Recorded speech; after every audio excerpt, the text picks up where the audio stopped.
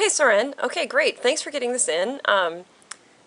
Very image-wise, very complete submission. We're only missing some citations here in your write-up. Your write-up's great, actually, and it's obvious there's lots of place that you could have cited the lecture or the text from your comments. So just remember to do that. It doesn't make you sound like you need help with your writing. It actually makes you sound like you know what the heck you're talking about. And it's collegiate, and we're in college. So for all of your write-ups, unless stated otherwise, just make sure that you go ahead and cite the lecture and the text when indicated, or for assignment write-ups, for your imaging assignment write-ups like this, just one or the other is fine.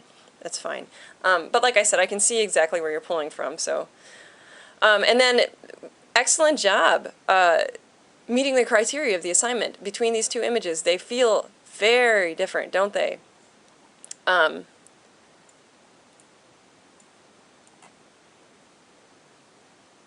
It looks like here we have, you said you had what ratio on the soft one? 1:8 on the hard ratio. And then, so here is 1:8. And then on the lighter one, let me pause this, I'll find it, hold on. 3:1, okay, perfect. That looks very accurate to me, absolutely. And then also, I want to give you some credit for, I was looking at, when I open this up, I just start at the beginning of the contact sheets. I'm like, oh God, he's not paying attention to all this stuff in the background at all. This is just, look at all this extra stuff that just looks, oh, shouldn't be in there. And you really found your frame by the end of the shoot. Here where, you're clearly paying attention to what's going on in the background, and so we don't have any awkward placed things. And I think that this amount of space around your subject's head right here is perfect, especially for the way that his head is going up. He's indicating that he has a physical movement towards this space, even if his eyes are directly gazing at us.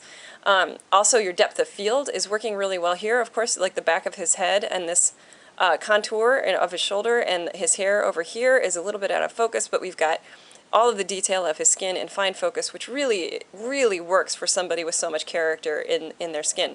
My only desire would be to use a little bit of reflected light back into this eye. Oops, it's completely lost in this image.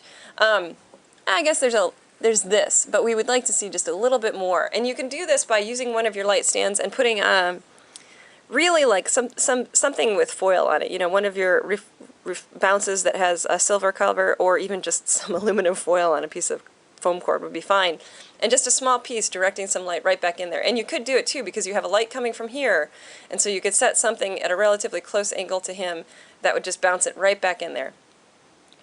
And then this one is nice. I mean, this one, his eyes are beautifully illuminated, and I'm enjoying the separation between his hair and the white or gray wall. I don't know what it is, because in certain areas we can see that the value of them is very similar, yet we still have a separation. I think there's a little bit of extra negative space here, and you could have cropped this thusly, probably, and gotten rid of this extra couchy thing here that's going on, and we would have had a better feel here, more, closer to our subject, but that may be neither here nor there. I do find the little bit of couch a little awkward. I know Michael gave you some feedback here that he really felt that you could have varied your pose with your model more, but I guess I disagree with that. I think for this model, he was going to be firmly planted. I mean, this is a firmly planted individual with lots of experience.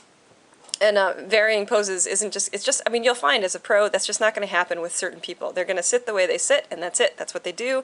And you've got to use your arsenal of tools to create variation if that's what you want. So I'm fine with it. I think it's okay. And sorry, Michael, if you listen to this, I just disagree, respectfully.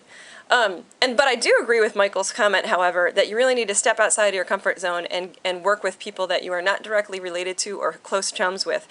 We do this, we ask you to start doing that in this lighting class for two reasons.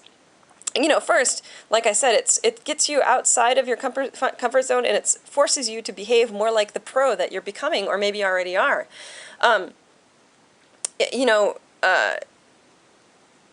It's just unprofessional to have a commercial portfolio with all of your models being your family members or close friends.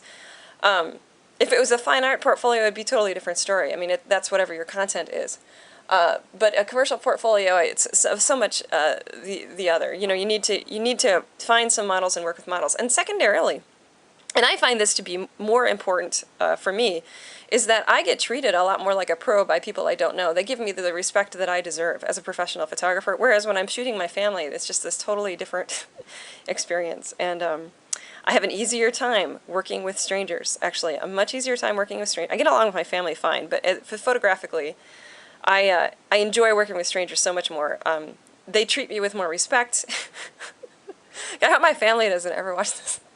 But they treat me with more respect, and I can be I can make much more calculating decisions because I'm in the mindset of being a pro. I'm there, you know, I'm behind the camera, and I'm just making photographic decisions. I'm not also trying to relate to somebody.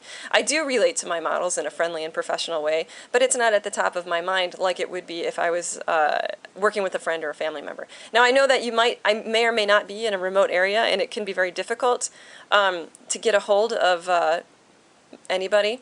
And, you know, so just let us know if that's the case. That's fine. You know, we'll work with what you have. But if it's possible for you to step outside of the close friends or family mode for models, please do so.